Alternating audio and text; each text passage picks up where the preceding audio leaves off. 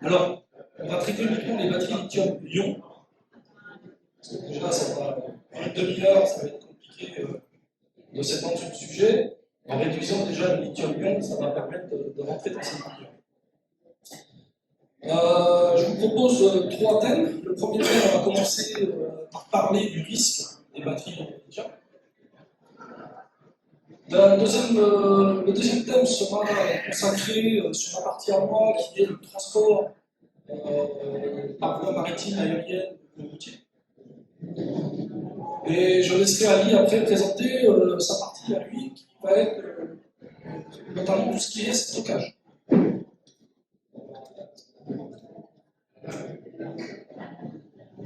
Donc pour parler des batteries au lithium, on a commencé déjà à expliquer un petit peu que c'est relativement récent. C'est arrivé au début des années 2000. Une technologie qui a intéressé beaucoup d'industriels pour des raisons multiples, notamment la capacité en stockage d'énergie, la rapidité de se recharger, et permettre d'accumuler une énergie intéressante dans des batteries pas trop volumineuses. Aujourd'hui, on retrouve ça partout, que ce soit dans les appareils portatifs, que ce soit des petites piles, des batteries dans les téléphones, des visseuses électriques. On va commencer à monter d'un cran dans les trottinettes électriques. Et quand on va basculer dans le monde industriel, tout ce qui est gerbeurs, transparents, voitures. Pour finir, dans ce qui se développe énormément aujourd'hui, les capacités de système de stockage d'énergie, ce type de gros conteneurs que vous allez retrouver dans les champs de panneaux photovoltaïques pour stocker de l'énergie, pour faire des groupes de soudure sur le site industriel pour remplacer des groupes électrogènes qui fonctionnaient au carbone. La technologie des batteries lithium-ion, sans faire un cours de chimie, expliquer un petit peu la problématique.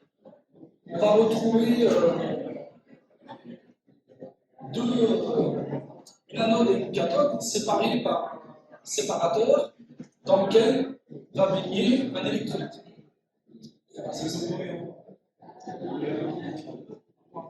Cet électrolyte est isolé par un séparateur, une couche de séparation, qui doit faire son rôle. Le jour où le rôle du séparateur ne fonctionne plus, c'est là qu'on a la réaction chimique qui va engendrer derrière ce qu'on appelle un emballement thermique. Réaction chimique qui va faire que l'électrolyte va monter à des températures dépassant les 100 degrés. Et une réaction chimique incontrôlable. Ce qu'on appelle donc l'emballement thermique qui peut être causé de différentes raisons. Et les causes majeures de ces emballements vont être des chocs. Un choc physique sur la batterie, qui va faire qu'à l'intérieur, à un moment donné, le séparateur de l'électrolyte ne fonctionne plus. On a également une des raisons principales va être l'échauffement. Alors l'échauffement de deux options, soit c'est parce que c'est à l'intérieur qu'il y a une réaction chimique qui commence parce que la batterie chauffe. Vous avez peut-être déjà tous rencontré quand votre téléphone commence à devenir chaud parce que vous avez utilisé 3 ou 4 applications en même temps et que vous êtes au doute. Ou alors parce que vous laissez pareil une montée en température due à l'extérieur. Un téléphone qui resterait derrière un pare-brise sur un parking en plein mois d'août. La batterie va chauffer et l'électrolyte à l'intérieur va partir en réaction. Une des troisièmes causes majeures va être surcharge, décharge profonde, court-circuit. Ce qui est important d'expliquer, c'est que dans une batterie, vous avez un système de sécurité. On appelle le BMS. Ce BMS, c'est en gros le disjoncteur de votre maison. Dans votre maison, le jour où vous avez un circuit, vous avez un disjoncteur, 30 000 ampères ou pas, qui va disjoncter, qui va sécuriser. C'est un peu le rôle du BMS dans une batterie. Si à un moment donné, il y a un circuit, il y a une montée en température, Il y a la recharge qui ne fonctionne pas bien. Quand je dis qu'il ne fonctionne pas bien, une batterie, c'est un assemblage d'éléments. Vous avez des piles montant séquemment parallèles. Si à un moment donné, vous n'avez pas de DNS qui fonctionne pour dire que la première est arrivée à 99%, alors que la deuxième est encore à 60%, on va continuer à charger. Et celle à 99%, elle va dépasser. Elle va partir en emballement thermique et va déclencher une chaîne incontrôlable qui va foutre le feu à l'ensemble des éléments. Ce risque qu'on a d'emballement thermique dû à ces causes, on va le retrouver tout au long du cycle de la vie de la batterie. On va commencer par la fabrication, chez le fabricant de batterie. On va retrouver cette problématique ensuite lors du transport, lors du stockage, pendant son utilisation, et j'ai envie de dire presque surtout dans sa vie de recyclage. En fin de vie, les batteries, quand on va les envoyer chez l'exutoire ou se faire recycler, ce problème sera peut-être même multiplié. Sur la partie qu'on va voir cet après-midi, on va se concentrer sur le transport et le stockage qui sont les deux cœurs de métier. Important à prendre en compte également, c'est que l'emballement thermique d'une batterie va être d'autant plus important que la batterie est chargée. La capacité de charge de la batterie va influencer sur la réaction chimique qu'on va avoir. C'est pour ça notamment qu'on a un seul mode qui devrait être de vente, c'est l'aérien. Pour les batteries sans les équipements, l'aérien impose à ce que les batteries soient chargées à un maximum de 30%. Toutes les autres réglementations de transport, il n'y a aucune obligation. Il n'y a aucune obligation maintenant. Il y a quand même des recommandations, puisqu'on sait qu'une batterie chargée à 30%, si elle part en emballement thermique, l'emballement ne sera pas aussi important que si elle était chargée à son maximum.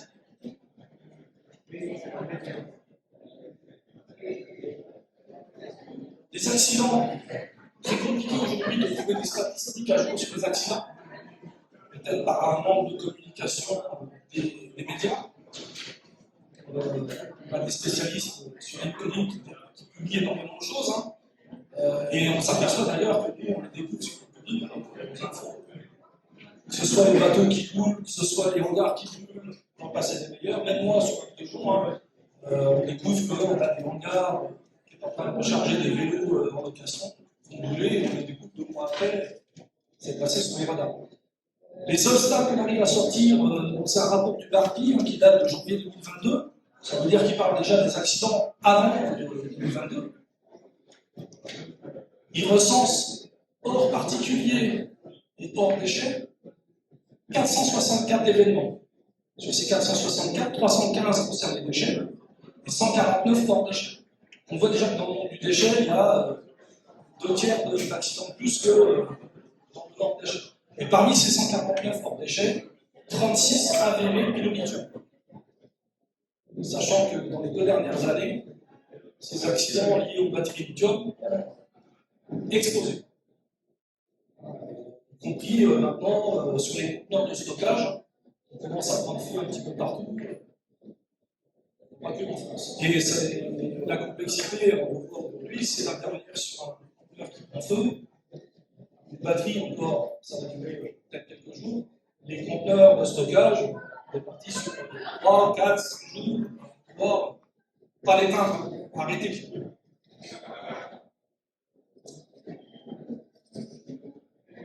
Alors, on a eu beaucoup de débats sur cette vidéo. Le pourquoi, c'est que c'est une vidéo d'un particulier. Très compliqué de trouver des vidéos de professionnels, parce que déjà, ils ne les montrent pas et on a du mal à le montrer à tout le monde. Cette vidéo nous semble très intéressante, à plusieurs titres. Certes, bon, la personne est en slip chez lui. Moi, ce qui m'intéresse là-dessus, c'est de voir la vitesse où ça va partir et qu'est-ce qu'on fait une fois que c'est parti. Donc là, si vous voulez vous mettre dans le monde de l'industriel, au lieu de voir une trottinette, vous voyez votre transpalette dans votre hangar qui est en train de partir. La seule façon de pouvoir intervenir, c'est quand il se met à dégazer avant qu'il ne se mette flamme, parce que là, les températures, c'est déjà... on ne peut pas s'approcher. Et puis on voit rapidement, déjà qu'il y a des fumées, on ne voit plus rien. pas très sympathique à respirer parce qu'on est un petit peu toxique quand même. La vidéo ne dure pas 2 heures. La vidéo, alors je n'ai pas le chrono affiché, je vous le dis, elle dure 1 minute. Là, ce que vous venez de voir, c'est ce qui s'est passé dans 1 minute. Une trottinette qui est partie en emballement thermique. Et c'est une trottinette. Je pense que les batteries des transpalettes sont légèrement plus puissantes que celles d'une trottinette.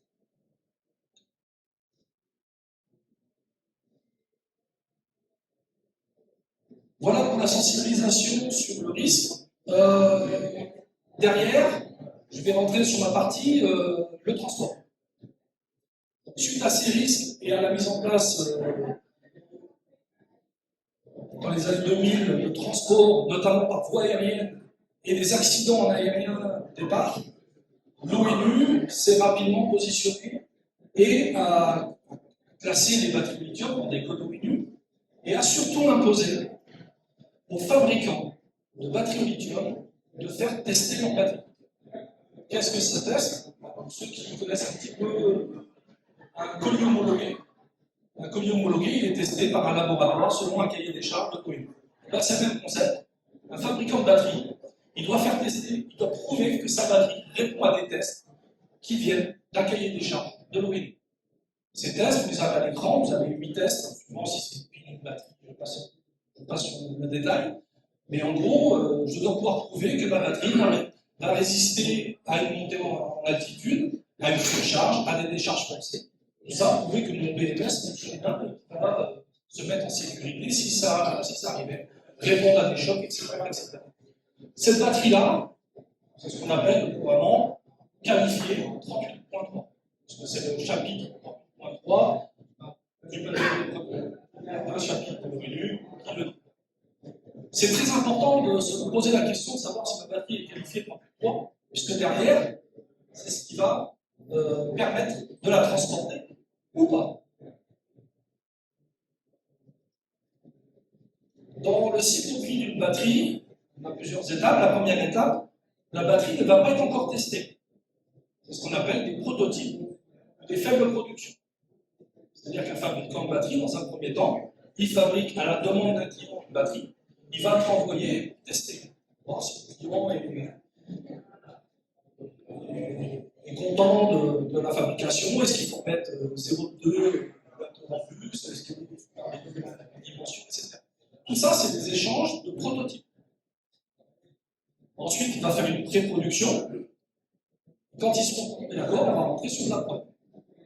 À partir du moment où je rentre sur la prod, je rentre sur des batteries donc, qualifiées conformes qui répondent au 38.3. On va retrouver là-dedans les batteries neuves, également les batteries en cours d'utilisation, mais qui sont toujours en bon état, conformes au 38.3. Et puis à la fin, on va se retrouver avec des batteries qui sont plus conformes. Ça va être notamment tout ce qui est défectueux, endommagé, ou envoyé en recyclage ou en élimination. Et vous voyez déjà à l'écran que selon l'état de votre batterie, vous avez des modes de transport qui vont l'accepter et d'autres beaucoup moins. L'aérien, bien sûr, le plus restrictif. L'aérien n'acceptera que du qualifié 38.3. Pour mettre une batterie non qualifiée 38.3 dans un avion, il faut une dérogation des autorités. C'est faisable, avec un dossier à monter, et ça se fait pas comme ça. La route et le maritime vont les accepter, j'ai envie de dire, dans les textes, parce que le maritime devient de plus en plus frileux suite à des accidents. Ça a brûlé dans les avions, on a tout foutu dans les bateaux, ça brûle dans les bateaux, on continue à foutre dans les camions. C'est un peu comme ça, je me résume. Et aujourd'hui, les compagnies maritimes, c'est de plus en plus compliqué de mettre des batteries neuves. Alors les recyclages, les endommagés, même si c'est écrit dans les livres, il faut trouver la compagnie qui l'accepte. Une petite synthèse sur les expéditions. J'ai mis à part volontairement l'aérien pour l'avoir après, parce que c'est quand même le plus contraignant. Je suis en route en maritime, j'ai 3 options. On va partir sur les prototypes.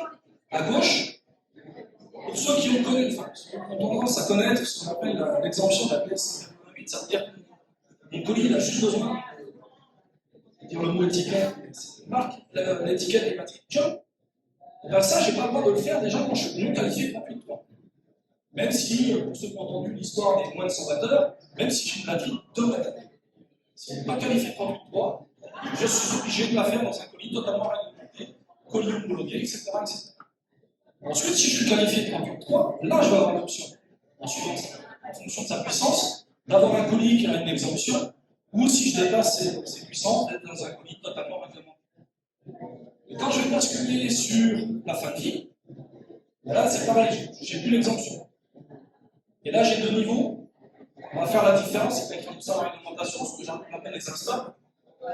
Les défectueux endommagés qui n'ont pas un risque d'explosion devront être dans un colis totalement réglementé avec quelques désignations complémentaires colliées sur la déclaration. Par contre, celles qui sont instables, elles vont devoir être encore plus et notamment dans des colis, ceux à qui ça va homologuer du coup, avec pareil les obligations de l'indiquer sur les déclarations. Pour que tout le monde dans la chaîne logistique sache qu'on est sur ce type de batterie. En aérien, j'ai tendance à dire que c'est plus simple, c'est pas plus compliqué, c'est plus simple parce que déjà, tout ce qui est dans le testé, vous avez vu, l'aérien ne veut pas en entendre parler. Sauf possibilité d'avoir des approbations des autorités. Bon, voilà, j'ai envie de dire surtout pour les prototypes, ça se fait assez facilement. Pour les défectueux endommagés, il faut prouver qu'on n'a pas d'autre moyen que l'aérien pour les envoyer. Et ensuite, quand je suis qualifié au milieu, l'aérien va être encore plus restrictif, ce qu'on appelle les batteries seules. Les batteries seules, ça veut dire que je les expédie sans les équipements. Ben, l'aérien, lui, il ne veut pas avoir ça dans les aéroports passagers. Mais sur la partie qualifiée 38.3 sans les équipements, j'ai ce qu'on appelle l'étiquette CAO partout, ce qui fait que même une pauvre batterie d'un ordinateur, si j'envoie tout seul, ben, je n'ai pas le droit de mettre ça dans un avion à passagers, c'est l'avion cargo. Et l'avion cargo, ben, ça a un coût et c'est plus en plus. Maintenant, si je suis avec mon équipement, je vais pouvoir bénéficier de la même exemption qu'on avait sur l'ADR, avec uniquement la marque en fonction de la puissance, ou sur un colis réglementé en bas, qui peut être homologué ou pas selon si je suis avec mon équipement. Et toute la partie défectueuse endommagée, interdit, sauf dérogation. Par rapport à tout ça, les responsabilités de l'expéditeur, c'est sorti de réglementation, hein, c'est ce que je vous ai vu à l'écran. Vérifier que les marchandises sont correctement classées et pas interdites au transport. Ça veut dire quoi? Ça veut dire que je dois être sûr que ma batterie a bien tel code OINU. Donc 480, 81, j'en passais des meilleurs selon le cas. S'assurer qu'elles sont confortablement emballées, marquées, étiquetées. Et fournir au transporteur une déclaration correctement remplie. Correctement remplie, c'est tous les cas particuliers, notamment défectueuses endommagées, où j'ai des mentions spécifiques à mettre sur les déclarations qui ont valu à un certain expéditeur en maritime un incendie dans un bateau de la CMA-CGM juste parce que la personne n'avait pas mis le mot déchet. Et derrière, ça a une influence énorme. Parce que si tu avais mis le mot déchet, le conteneur aurait dû être en compté. Il l'a juste pas mis, le conteneur a fini en dessous, il a brûlé pendant 4 jours. Pour ça, il doit fournir à ses employés des renseignements et des formations obligatoires et leur permettre de s'acquitter de leurs fonctions. Les documents, on va parler de FDS, je ne vais pas rentrer dans le détail de FDS, où certains fabricants appellent ça la meilleure BIS, Battery Information Chip. Il n'y a pas d'obligation de FDS aujourd'hui, mais aujourd'hui c'est l'équivalent. Très important, le certificat, le résumé des tests. Les fabricants et les distributeurs de piles doivent fournir le résumé des tests pour prouver que leurs batteries sont bien qualifiées pour 38 ans. Et avec ça, détenir des attestations de formation en fonction de si je le transporte en route, en maritime ou en aérien.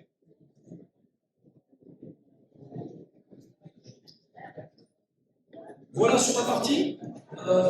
Je vais passer la main à Annalie. Merci Olivier.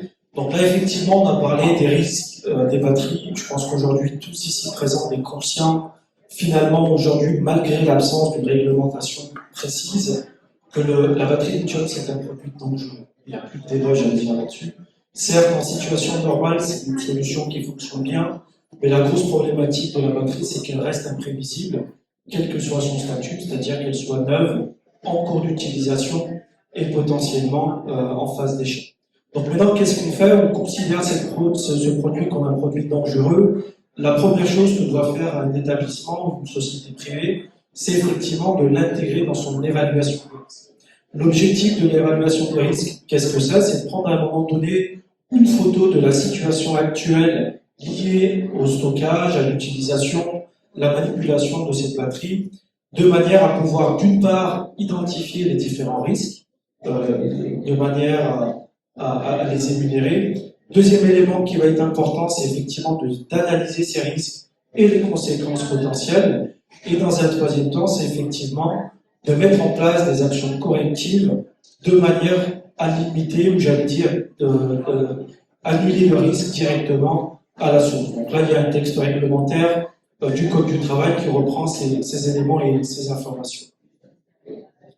Ensuite, vous avez plusieurs articles sur la législation française, en fait, qui ne va pas forcément évoquer le thème de la batterie lithium directement, mais qui va apporter un ensemble de règles concernant les obligations des employeurs liées à la sécurité des personnes, liées à la sécurité de l'entreprise par conséquence, et également de l'environnement.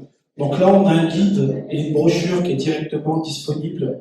Peut-être que c'est pas assez visible, mais un guide et une brochure qui est directement disponible sur notre stand, qu'on pourra vous fournir si vous le souhaitez gratuitement. Donc je prends simplement quelques articles pour exemple. Le premier qui me paraît le plus important, c'est l'article 42-27-28, où là l'employeur doit prendre des mesures nécessaires pour que tout commencement d'incendie puisse être rapidement et efficacement combattu dans l'intérêt du sauvetage des travailleurs. Donc l'employeur, l'entreprise, a l'obligation d'apporter des solutions qui peuvent être organisationnelles, qui peuvent être également techniques, de manière à apporter une protection de ses employés, de l'environnement et également de ses installations. Ensuite, vous avez un autre article qui va évoquer la notion de mélange d'atmosphère explosive, parce que les batteries lithium restent un produit inflammable également. Et ensuite, vous avez un troisième article qui va être spécifique pour les équipements de travail mobile, où effectivement il est nécessaire également d'apporter des solutions techniques pour pouvoir sécuriser l'utilisation avec ces équipements-là.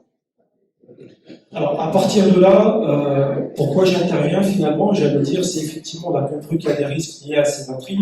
À un moment donné, on fait notre analyse des risques également. Et la question qui naturellement va se poser, c'est qu'est-ce que je fais? Qu'est-ce que je fais pour pouvoir sécuriser le stockage de cette batterie? Alors rapidement, à Segos, en fait, on a été précurseur en 93 en développant une armoire de sécurité qui a permis de sécuriser le stockage des produits chimiques inflammables dans les années 93. Donc aujourd'hui, le concept qu'on a développé, qui est le concept Online, c'est une solution qui va permettre de pouvoir sécuriser d'une manière active et passive le stockage des batteries. Quand on parle active, qu'est-ce que ça signifie? Ça signifie que vous avez la possibilité d'intégrer directement la notion de recharge, et la notion de stockage passif va concerner uniquement un stockage sans recharge intégrée. Ce qui est important également de préciser, donc comme on le disait tout à l'heure, quel que soit le cycle de vie de la batterie, les risques sont là, donc il faut pouvoir directement les intégrer dedans. Donc comment fonctionne cette solution? Donc c'est une solution qui répond à des normes, donc notamment la norme EN 14470-1 qui va imposer un ensemble de règles en termes de fabrication, mais qui va également évoquer une notion de résistance au feu. Et là, cette norme, qu'est-ce qu'elle dit? Elle dit que si j'ai un départ de feu qui provient de l'extérieur de l'armoire vers l'intérieur de l'armoire, ben pendant 90 minutes, cette chaleur extérieure est isolée de produits chimiques qui sont stockés à l'intérieur de l'armoire de sécurité. La particularité, c'est effectivement la batterie, en elle-même étant dangereuse, 9 fois sur 10, ou j'allais dire dans tous les cas, c'est elle qui va être directement à l'origine, à la source du départ de feu. Et là, on a une deuxième certification qui est la EN 1363-1, qui va permettre finalement de faire quoi? Aujourd'hui, l'extinction d'un feu lié à une batterie lithium reste compliquée, voire, j'allais dire malheureusement impossible. Donc là, l'idée du concept, partant de ce principe-là, C'est qu'on sait qu'aujourd'hui, dès lors qu'on arrive à l'emballement thermique, la batterie va se consumer et va naturellement se propager dans son environnement si éventuellement il y a présence de combustible. Et là, l'idée du principe, c'est quoi? C'est de se dire, ok, je ne peux pas éteindre, j'ai un risque imprévisible également, suite à différentes choses qui ont été exprimées tout à l'heure par Olivier. Qu'est-ce que je fais? Donc là, l'idée de la solution, c'est de se dire, à partir du moment où j'ai une solution, un manque de solution d'extinction, c'est de pouvoir confiner, isoler ce départ de feu à l'intérieur de l'armoire de sécurité.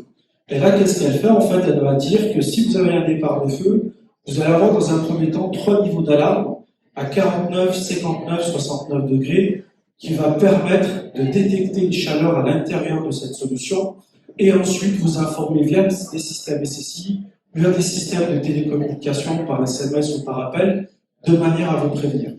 En parallèle, lorsque ces alarmes-là sont déclenchées, à l'intérieur de cette solution, vous avez un système FirePro qui est breveté, qui va dégager des particules, donc ça fonctionne un peu comme un aérosol, de manière à limiter les réactions chimiques en chaîne de la batterie lithium qui est à l'intérieur de l'armoire.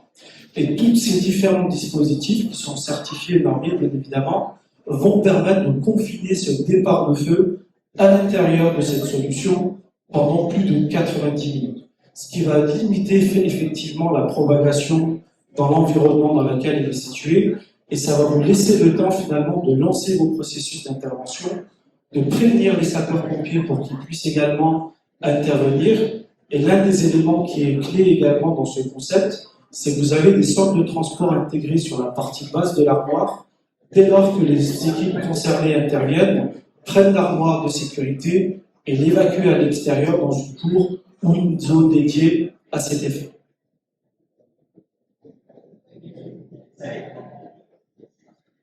Donc simplement pour rappeler, et je reviens sur la vidéo qui a été utilisée tout à l'heure également par Olivier, ce qui est très important, c'est qu'aujourd'hui, dès lors que vous êtes confronté à un départ de feu lié à la batterie lithium, l'intervention malheureusement reste relativement compliquée et on arrive très rapidement sur ce qu'on appelle l'emballement thermique, qui reste aujourd'hui un sujet délicat concernant ces batteries lithium.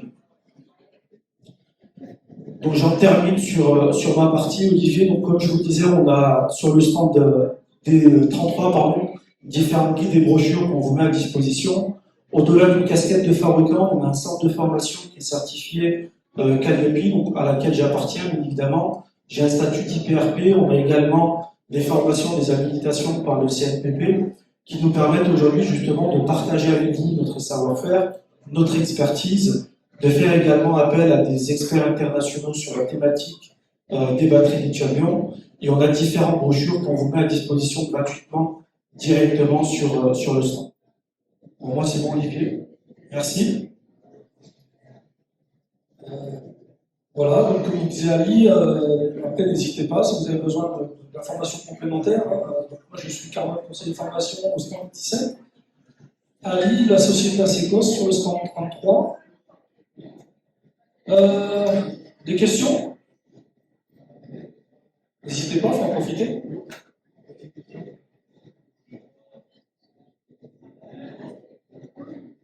Oui, merci. J'ai une question par rapport au type de lithium. Est-ce que le lithium fer phosphate change de catégorie? Est-ce qu'il y a une séparation qui est faite pendant le transport entre les différents types de lithium, vu qu'il y a beaucoup de différences au niveau des dangers? Voilà. Alors aujourd'hui, le lithium fer phosphate est classé UN 3480 au même titre que le lithium. Donc en termes, moi je ne parle pas stockage, je parle toujours transport. Sur la partie transport, ça se traite comme le lithium. Il me semble que le danger est légèrement moins, mais à l'inverse, il y en a qui croient que ça ne brûle pas et il y a eu un incendie, je ne sais pas si c'est pas du LIFE dans la région du Mans. Sur le stockage, quelque chose à rajouter sur ça? Il faut analyser bien évidemment les spécificités techniques de la batterie, mais je pense qu'il y a forcément un danger et ensuite ça nécessite une solution sécurisée. Après, la particularité, c'est de voir exactement quels sont les dangers dans le cas de batterie que vous avez exprimé. Parce que là, la solution qu'on a exprimée dédiée pour les batteries lithium-ion d'une manière spécifique. Sachant que même sur le lithium-ion, il y a différentes technologies qui n'ont pas le même niveau de danger. Juste dans le lithium. Donc l'IFE, je ne parle pas de l'IMH, c'est un peu autre chose.